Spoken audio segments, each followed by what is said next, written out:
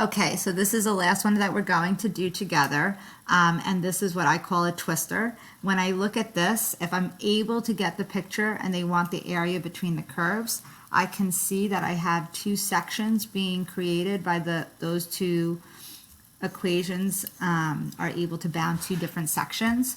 And say you aren't given the equation, you're going to come to that conclusion when you have 1, 2, 3 bounds.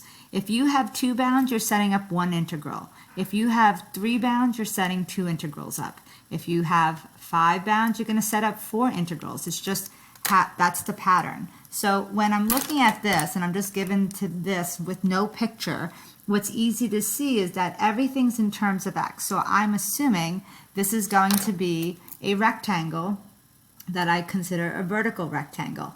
And that top minus bottom is hitting the same function in that enclosed section.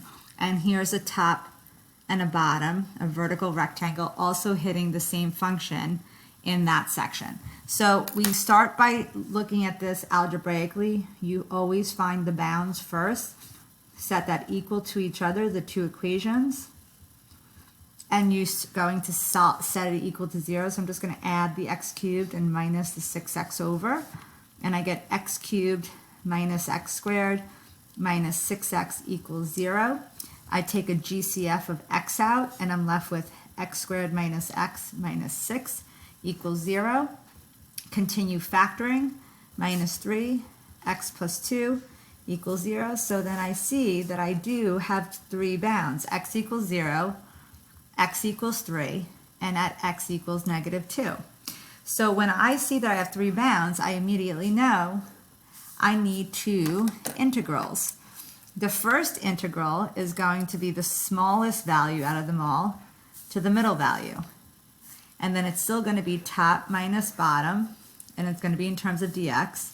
And then I'm going to add the second integral. The second integral will be that middle value to the largest value, which is 3. Again, top minus bottom dx. Now again, if you had no picture, maybe you wouldn't know that the top function from negative 2 to 0 in this section is the quadratic and the bottom's the cubic. If you didn't know that because you didn't have a picture, you could always take a value between the bounds, in this case negative 1, and plug in negative 1 into both functions. If I plug in negative 1 squared is positive 1 times a negative is a negative 1.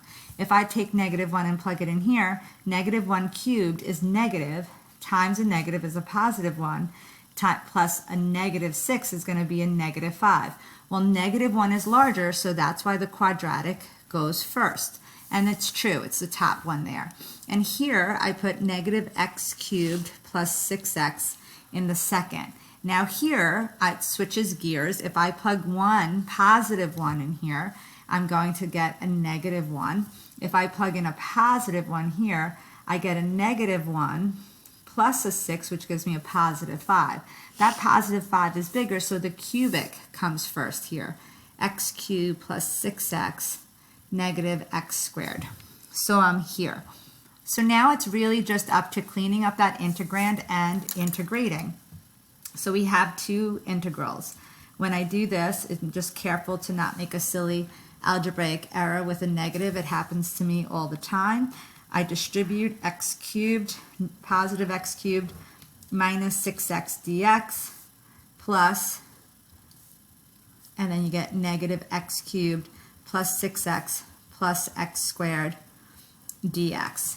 So now that you have your integrand set and cleaned up, you want to go ahead and integrate. So you're going to have 2 problems here. This becomes negative x cubed over 3 plus x to the 4th. And try to do this by hand. I know you didn't have a lot of practice by hand because you knew you had the use of the calculator. But to me, it's never the calculus that hurts you, it's the algebra. So when I add a whole here and divide by 2, that becomes a 3. And then I'm going to do the FTC, plug in the upper bound. I like it when this happens because when I plug in 0 for the upper bound, it just all becomes 0. So that's a nice calculation. Minus, and then I'm going to plug in, now be careful here, negative 2 cubed over 3 plus negative 2 to the 4th over 4 minus 3 times negative 2 squared. So in here, I'm going to get minus, this is -8 times a negative, that's a positive 8 over 3. This becomes 16 divided by 4, which is just 4. And this is 4 times 3, which is minus 12. So in this problem, I get 8 over 3, and we go ahead and clean that up to -8 over 1 times this by 3 times this by 3. I get 24, and 8 minus 24 is a -16 over 3. So minus a -16 over 3 gives me a positive 16 over 3. So that's one piece of the integral.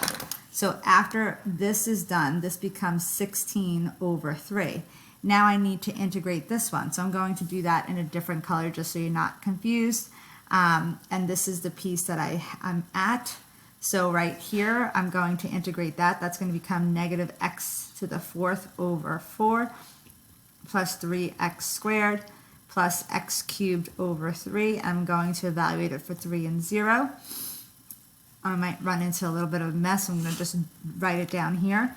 This is -3 to the 4th over 4 plus 3 times 3 squared plus 3 cubed over 3.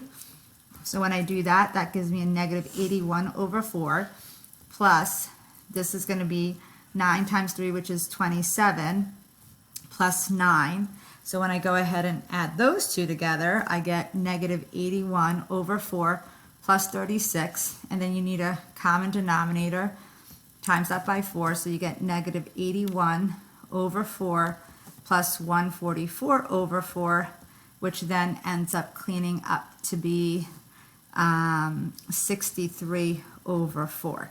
So then this piece is 63 over 4, and I need to add that. So again, you're going to use a common denominator. This is more a pain than anything. And when I times this by 4, this piece here becomes 64 over 12 plus, and this becomes 189 over 12, which then adds up to be 253 over 12, which is my final answer.